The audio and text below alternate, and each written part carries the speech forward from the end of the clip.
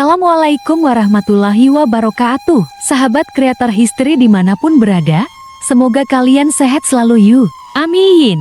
Yuk di subscribe dulu biar saya semakin bergairah bikin konten ceritanya. Pada episode kedua ini, kita akan melanjutkan kisah legendaris gadis ranah Minang yaitu Siti Beahoy Erayen, tentang pendirian, moral dan wibawa seorang gadis ranah Minang dalam kehidupan bermasyarakat. Seperti apa kisahnya? Yuk kita gaskan.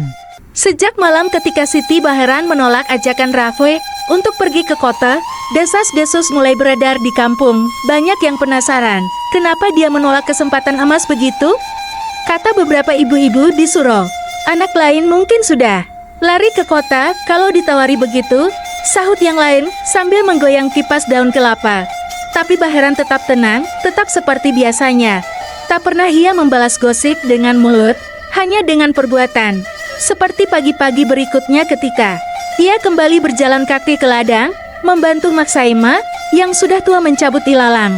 Atau saat ia menyambut anak-anak kecil yang datang ke kelas belajar di bawah pohon jambu, tidak ada yang berubah dalam cara hidupnya, padahal orang-orang mulai menatapnya seperti tokoh cerita. Namun perubahan memang datang pelan-pelan tanpa suara. Tidak lama, setelah pertemuannya dengan Raffi, keluarga datuk dari kampung sebelah datang membawa lamaran. Bukan sembarang lamaran. Mereka datang lengkap dengan dulang berisi sirip, buah tangan, dan surat dari keluarga besar.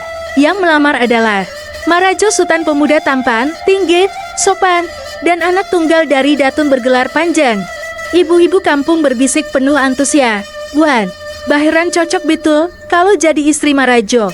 Kayak cerita anak Daro dan anak raja." Tapi sore itu, ketika Baheran duduk berhadapan dengan keluarga Marajo Sultan, ia tak banyak bicara. Ia hanya memandang tamu-tamu itu dengan hormat, matanya lembut tapi tajam. Setelah keluarga itu selesai menyampaikan maksud, Baheran menarik napas pelan, lalu berkata dengan suara yang tenang tapi penuh ketegasan, "Saya sangat menghormati keluarga Datuk, tapi saya minta maaf, saya belum bisa menerima lamaran ini." Ruangan itu langsung hening. Beberapa tamu saling pandang. Datuk Marajo sempat menggenggam tongkatnya lebih erat. Ibunya terlihat seperti ingin bicara, tapi Baheran sudah berdiri dan menyusun tangannya dengan hormat. "Saya tidak ingin mengecewakan siapapun, tapi saya tidak bisa menikah hanya karena kedudukan. Saya belum siap menjalani hidup yang dibentuk oleh harapan orang lain." Keluarga Marajo pulang dengan wajah muram. Dan seperti biasa, angin gosip pun berembus lebih kencang dari biasanya. Ada yang bilang Baheran sombong. Ada pula yang bilang dia terlalu banyak membaca buku sampai lupa jadi perempuan biasa. Tapi Baheran tidak goyah. Ia tahu benar apa yang ia pilih, bukan karena tidak ingin menikah, bukan karena ingin hidup sendiri, tapi karena ia percaya bahwa hidup ini terlalu berharga jika dijalani hanya untuk menyenangkan orang lain. Ia ingin menikah suatu saat nanti, ya. Tapi bukan karena nama besar atau kekayaan. Ia ingin menikah karena cinta dan kesamaan nilai, karena saling membesarkan, bukan saling mengekang. Sejak penolakan itu, Baheran semakin sering didekati oleh anak-anak perempuan di kampung. Banyak yang bertanya padanya tentang cinta, tentang pilihan, tentang bagaimana berani berkata tidak. Baheran tak pernah merasa dirinya guru, tapi setiap kali ada yang datang curhat, ia selalu sediakan telinga dan sesekali menaburkan nasihat. Dengan kata-kata yang lembut, kadang perempuan itu terlalu sering diajarkan untuk diam. Katanya suatu hari kepada dua remaja putri yang duduk bersamanya di bawah pohon jambu. "Padahal kalau kita tahu apa yang kita mau, kita juga boleh bicara, bukan melawan, tapi menjelaskan." Anak-anak gadis itu menatapnya takjub.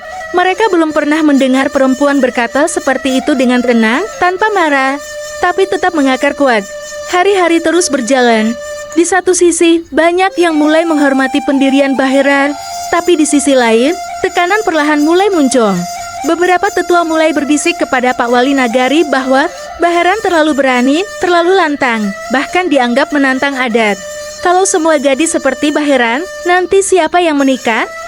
Begitu bisik salah satu mamak kepada tetangga. Kabar itu sampai ke telinga Baheran, tapi lagi-lagi ia tidak membalas dengan amarah.